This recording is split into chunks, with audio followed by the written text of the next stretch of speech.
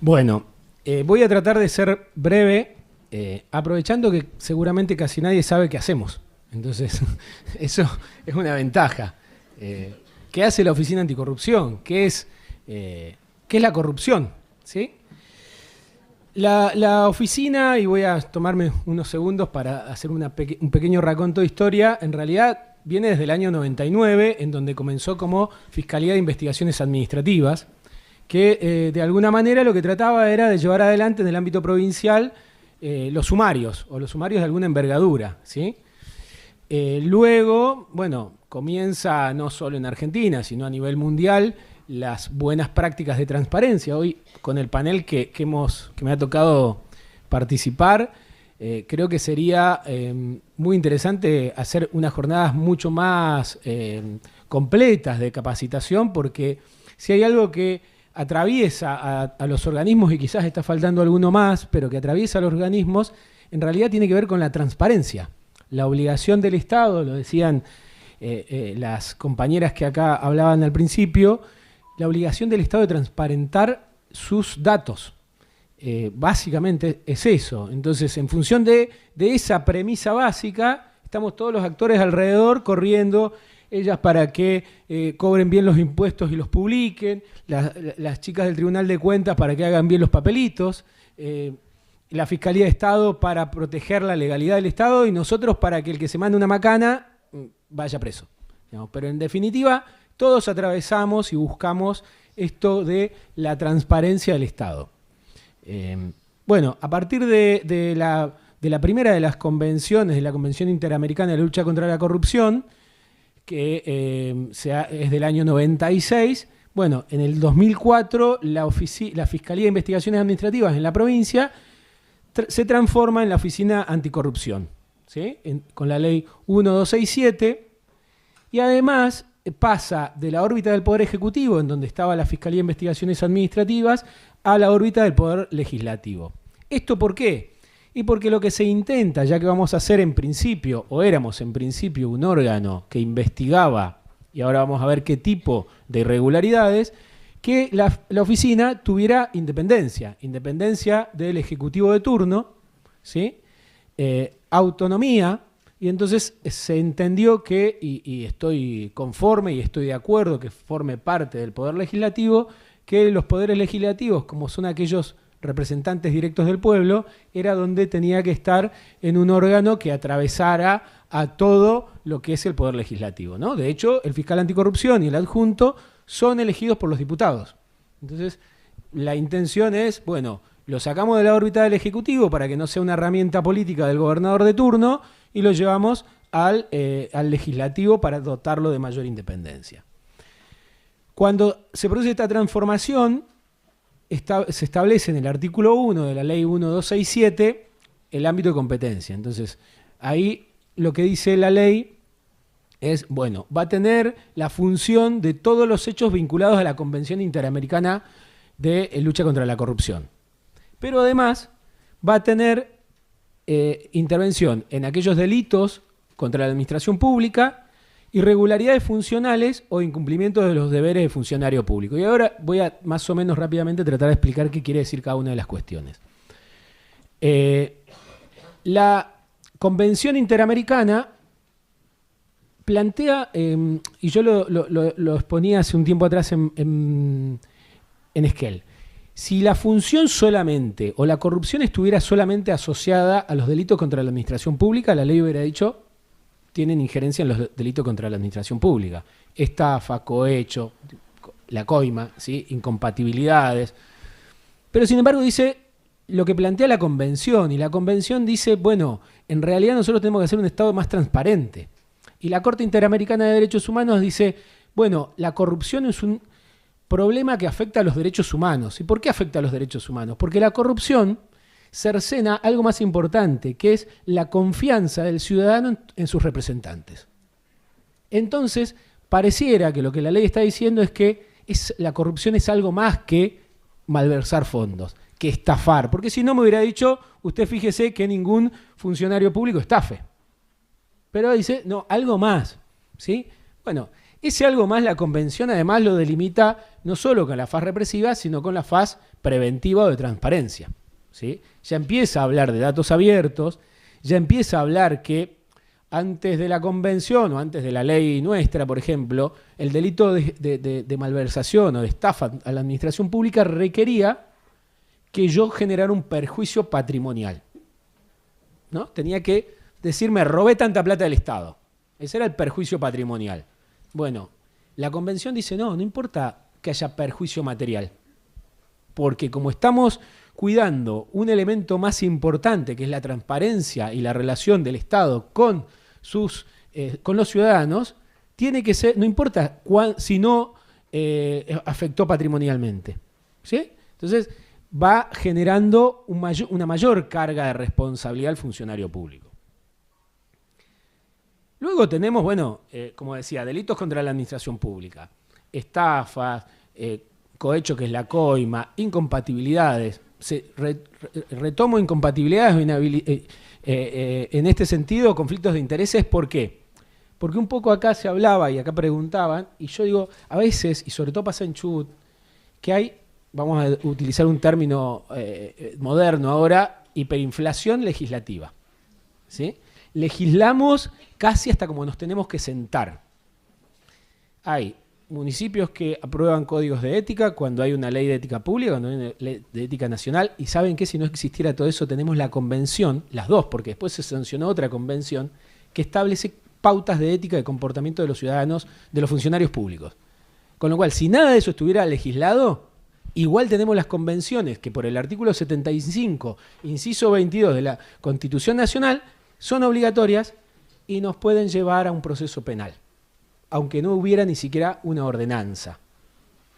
Bienvenido, sí, las ordenanzas adaptan alguna cuestión de lo macro, ¿sí?, de la convención a lo local, porque muchas veces también pasa que vemos una institución que funciona perfectamente en otros países o a nivel internacional, pero que acá en Rawson no tiene ni sentido o la podemos regular de otra manera. Entonces, parece que tener que estar todo el tiempo con una necesidad legislativa y poniendo además muchas veces pautas, que lo hablábamos el miércoles en la sesión del proyecto de reforma de la ley del Código Procesal Penal, ¿no? Se quería adherir sin más a la ley de responsabilidad penal de las personas jurídicas. Esto en términos comunes es: una persona jurídica hasta el año 2017 no podía ser llevado a un proceso penal. Era un ente que al proceso penal iban solamente las personas. En el 2017 se sancionó una ley que dice a partir de ahora sí. ¿Bien? Y a esta se la quería adherir inmediatamente. ¿Qué pasa? Esa ley nacional dice que todas las empresas que contraten con el Estado tienen que tener un programa de integridad. Es decir, la librería que está acá enfrente, que vende resmas a la legislatura, tiene que tener un programa de integridad. No va a poder ser nunca. Entonces, hay institutos muy valiosos a nivel internacional inclusive, que tenemos que traerlos, que tenemos que regularlos, inclusive a nivel municipal, pero adaptándolos, porque si no nos vamos a poner pautas que luego no vamos a poder cumplir. Y ahí vuelvo a mi rol de fiscal anticorrupción. Vamos a hacer leyes pensando en cómo las vamos a evadir. O sea, ¿qué es lo que hacemos? O sea, otros países tienen pocas leyes de estricto cumplimiento. Nosotros tenemos hiperinflación normativa que se cumple más o menos. Entonces, digo, caemos en esa pauta que no debería ser la general, ¿sí? Bueno, entonces tenemos, incluso en el Código Penal, digo, incompatibilidades sancionadas. ¿Incompatibilidad qué significa esto? Como pauta básica, que si yo soy un funcionario público no puedo tratar un tema en donde el tema que se esté tratando me puede beneficiar a mí o a alguna persona conocida, amiga, pariente, y que yo actúe fuera de mi deber de objetividad. ¿Sí? Eso, aunque no lo tengamos en una ordenanza, está en el Código Penal. Listo. Puedo ir preso igual. Ahora, luego hay 1000 variantes. Muchos de los que están en el interior, el dueño de la estación de servicio capaz que es funcionario público. Que le vamos a impedir a esa comuna que contrate con esa estación de servicio y que tenga que hacer 400 kilómetros para ir a buscar combustible para volver. No, Digamos, no, hay 1000 variables, ¿sí? Bueno, ahí estamos también, y en esto paso, digamos, un chivo, la Oficina Anticorrupción, para colaborar en cuando aparecen esas situaciones, esas dudas, que pueden pedirnos a nosotros también intervención, ya no en la fase represiva, sino en la fase de prevención, de asesoramiento. Yo les decía, la primera etapa de la creación o de la mutación de la Fiscalía de Investigaciones Administrativas a Oficina Anticorrupción fue centrada en la fase represiva, investigaciones, sanción. Buscamos a aquel que se mandó alguna macana. Bueno, luego hubo otra reforma en donde se crea dentro de la Oficina Anticorrupción la Secretaría de Transparencia. Porque dice, bueno, está muy bien poder correr atrás de los hechos, pero ¿y qué pasa si también pudiéramos ir un poquito adelante? Fijarnos si podemos prevenir, ¿sí? Si podemos dictar buenas prácticas de transparencia. Y ahí nosotros tenemos un área de transparencia en donde trabajamos mucho y tenemos ya una historia en incompatibilidades, tenemos una historia en conflictos de intereses, hemos creado ahora el área de auditorías. ¿Por qué? Porque dentro de nuestras facultades también está asesorar a los organismos del Estado provincial y a los estados municipales. ¿Por qué? Porque, como les decía, nosotros tenemos la competencia primaria es en el Estado provincial. El Estado lo componen los 3 poderes, el Estado provincial, ¿sí? No nos limitamos a uno particular, por más que la gimnasia de casi todos es el Estado es el Ejecutivo. No, el Estado son los 3 poderes. Luego tenemos facultades o la posibilidad de firmar convenios con las municipalidades, ¿sí? Por suerte, tenemos firmado convenios con 20 de las 27 municipalidades. No voy a mandar en cana a nadie acá, porque yo, como decía Maradona, policía no soy. Pero tenemos 7 municipalidades que está faltando la firma del convenio. Pero digo, por fuera, porque muchas veces el temor primario es, se va a meter la Oficina Anticorrupción a controlarme. Puede ser que sí, puede que no. Digamos, ahora me voy a tomar unos minutos para explicar un poquito la dificultad de la investigación en materia de corrupción, pero somos una herramienta de consulta, tenemos distintos casos, tenemos Esquel, tenemos las comunas rurales que nos han llamado, nos han pedido un dictamen, porque, por ejemplo, Esquel tenía una licitación en donde, de una licencia de taxis, en donde el único oferente era un empleado provincial, empleado público provincial. Y no sabía qué hacer el intendente y nos pidió una consulta y nosotros les hicimos un dictamen y él se quedó, un dictamen que no es vinculante, pero tiene otro elemento para apoyarse, para decir, acá estoy haciendo algo transparente, ¿sí? Esto no está direccionado a uno u a otro, porque más que en principio eso pudiera parecer de la letra fría de la ley que hay una incompatibilidad inicial. Entonces, esta posibilidad nosotros también la brindamos, y la brindamos, digo, a los 20 municipios y un poquito a los 7 que todavía no adhirieron. ¿Cómo?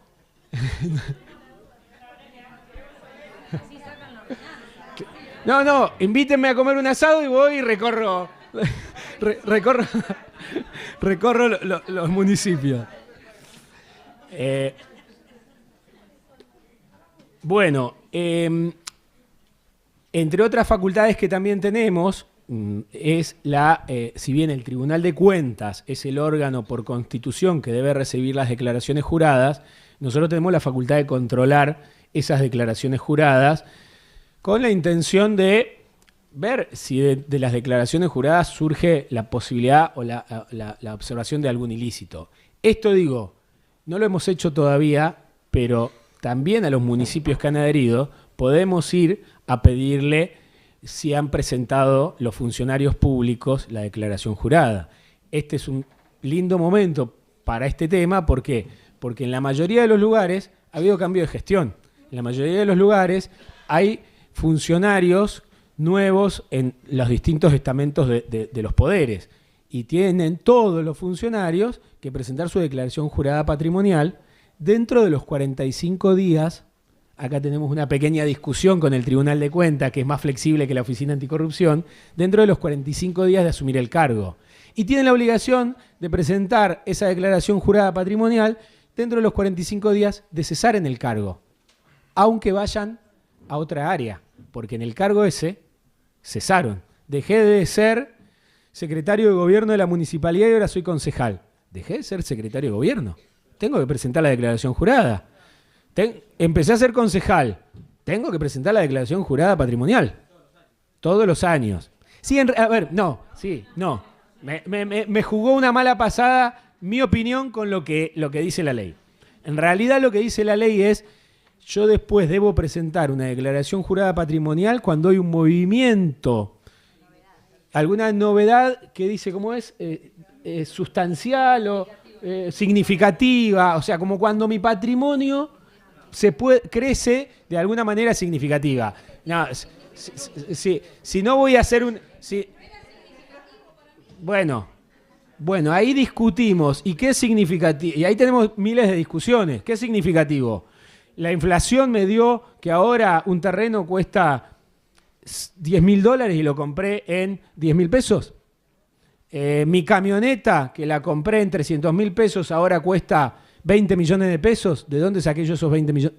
Digo, bueno, por supuesto que me jugó una mala pasada lo que pienso y lo que estamos trabajando acá con la legislatura en una modificación a esa ley, porque yo lo que digo es que hoy tienen que hacerlo porque es ley y porque es obligación. Y si no, es incumplimiento de los deberes de funcionario público. Pero hoy las declaraciones juradas patrimoniales, como están reguladas, son una emboscada para el honesto y no sirven para nada para el deshonesto. El honesto ve eso y se vuelve loco y dice, ¿qué tengo que hacer? Las vuelven locas a ella. ¿Qué pongo? ¿Dónde? ¿Cómo? Y entonces se preocupa.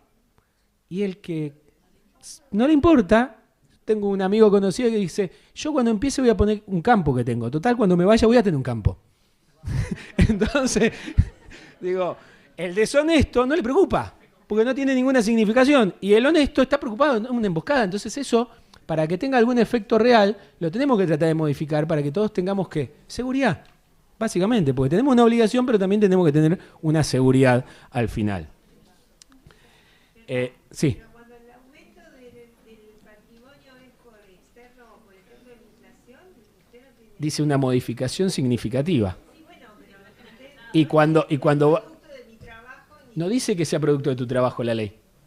Dice una modificación significativa. Cuando vos después vayas a la justicia y tengas que explicar esa declaración jurada patrimonial, con ese aumento, vamos a... lo que te... Bueno,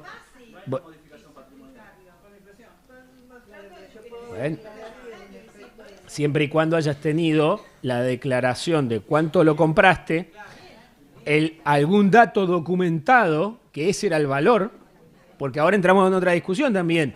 ¿Cuál es el valor que vos declarás? ¿Cuál es? Bueno, lo tenés que tener guardado para cuando te vengan a pedir explicaciones. ¿Me entendés? Digo, lo que quiero decir son un montón de grises que hay. Por eso planteo, parece una emboscada. Porque ¿qué pongo? Me quiero quedar tranquilo. ¿Qué pongo? Entonces, bueno, la idea, estamos trabajando en generar algo que sea más transparente y de cumplimiento real. También sabiendo que la declaración jurada patrimonial por sí sola no va a eliminar la corrupción. ¿Ya? ¿Sí? Bueno, pero son elementos.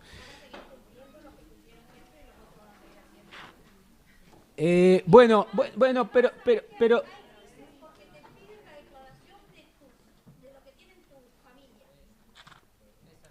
sí, pero ahí sabes, yo estoy de desacuerdo también, pero ¿sabes qué pasa? Ahí tenemos un problema. Bueno, pero ¿sabes qué pasa? Ahí tenemos un problema y por eso yo hablaba de la hiperinflación legislativa. ¿Sabes quién? Pero ¿sabes quién pone hasta ese lugar? La Constitución Provincial. La Constitución Provincial, cuando pone en cabeza de ellas, digo, ellas pobres están acá como representantes, pero cuando pone en cabeza el Tribunal de Cuentas, la Constitución Provincial, en el 172 creo que es, ¿no? No, pero empieza con la Constitución Provincial que dice hasta segundo grado de parentesco declaración patrimonial. Yo también estoy de desacuerdo, pero la verdad que tendríamos que reformar la Constitución para sacar todo eso. Bueno, la idea, lo que estamos trabajando y que no va a ser algo cerradito y que estamos con un proyecto interesante para que esto sea, el objetivo sea ser más transparente y no sea más difícil. No quiero extenderme más, que había prometido que iba a ser rápido. Quiero el último chivo. En esto que les decía, uno de los problemas que tenemos con la corrupción, en líneas generales, es que ustedes agarran un expediente cualquiera. Está perfecto. Lo verán ellas. Está perfecto. Todos los papelitos están en orden. A mí la otra vez me observó el Tribunal de Cuentas un expediente que había ido sin foliar. Los chicos de la oficina se enojaban. Pero, digo, está bien que tenga que ir foliado. O sea, hasta foliado van esos expedientes. No parece que nada. ¿Hasta qué? Hasta que no viene alguien de adentro y dice, che, fíjate en la foja 3 que esa firma es falsa.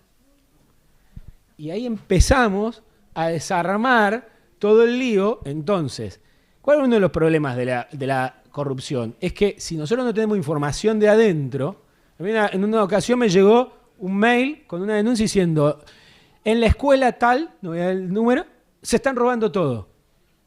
¿Y cómo hago para llegar ahí y decirle, a ver, señora, ¿usted se está robando todo? Bueno, digo, ese es uno de los problemas. Entonces, nosotros, viendo ese problema y no queriendo sacarle el cuerpo a la responsabilidad nuestra, sino justamente tratando de involucrar a los vecinos y vecinas, es que en nuestra página, Oficina Anticorrupción Chubut, está un link de denuncias en donde, además que se puede hacer la denuncia desde cualquier celular y desde cualquier lado en la página, aquel que quiere reservar su identidad, que la quiere hacer anónima, la puede hacer anónima. Entonces no tiene que darnos los datos. También si quiere ir a la oficina y hacer una denuncia anónima en la oficina, nosotros le respetamos eso. Lo interesante, la diferencia, o sea, yo utilizo y promuevo cualquiera de las dos formas. Lo interesante es que vayan, es que a veces uno escribe y escribe la mitad de las cosas porque da por sentado que el que lo va a leer sabe todo lo otro que falta. Entonces, cuando uno tiene a alguien para entrevistar, le podés ir preguntando más detalles. Esa es la única diferencia porque me da más herramientas, ¿sí? Nosotros hicimos, doy un solo ejemplo, la semana pasada una denuncia en una escuela en Madrid, que la denuncia llega en una entrevista que me hacían en la radio a mí y que un oyente mandó a decir, che, en tal escuela se robaron esto y esto. A partir de ahí nosotros tomamos la denuncia, investigamos y hicimos ya la denuncia penal. Entonces, pero porque me dieron un dato puntual y claro, a partir de ahí pudimos ir a hacer el abordaje específico. Entonces, lo que yo digo es, necesitamos la colaboración de la ciudadanía, de los compañeros de trabajo, de todo, y nosotros por eso habilitamos ese canal anónimo si la ciudadanía lo necesita. Vos ibas a preguntar. No, mi pregunta era, ¿qué pasa si yo como concejal hago una falsa denuncia contra el intendente porque tengo bronca, por lo que sea? ¿Qué me pasa a mí como concejal? A ver, como delito, los delitos contra la administración pública son aquellos delitos que afectan de alguna manera al Estado. Una falsa denuncia es parte de los delitos contra la administración pública, pero se supone que hay un dispendio del Estado y podría llegar a tener hasta vos una sanción. Yo te voy a hablar de mi experiencia en casi 2 años que cumplo ahora en mayo. Nosotros no hemos encontrado que hayamos recibido falsas denuncias. Hemos encontrado denuncias un poquito más inconsistentes, denuncias que quizás se presentan en un momento político justo, pero que no es una mentira, pero ¿qué hemos hecho nosotros en esos casos? Es decir, bueno, nosotros no nos vamos a someter a la discusión política partidaria. Vamos a investigar lo que tenemos que hacer, lo llevaremos con el resguardo necesario. A veces llegamos a determinar el hecho y a veces no. Pero no vemos en principio como un elemento inicial de decir, acá hay una falsa denuncia específicamente, desde lo que me ha tocado como experiencia. Pero uno como concejal que tiene que hacer la denuncia, ¿no es corrupción? ¿Hacer falso testimonio, la falsa denuncia? A ver, es un delito. Bueno, en esto que te hablaba yo de la diferenciación, que la corrupción ¿es un delito contra la administración pública? Sí, es un delito contra la administración pública, la falsa denuncia. Lo que pasa es que vos haces una denuncia y yo, como órgano receptor de la denuncia, tengo que lograr probar que tu denuncia era falsa. No que era inconsistente, no que no tenías todos los elementos, no que no lo pude probar, sino que esto es una cuestión muy técnica que es el dolo, que vos tenías la intención de manifestar algo mintiendo, que tenía la vocación de mentir. Eso es. Y tengo que determinar, esto es una falsa denuncia. Bueno, muchas gracias y perdón por extenderme. No, está bien.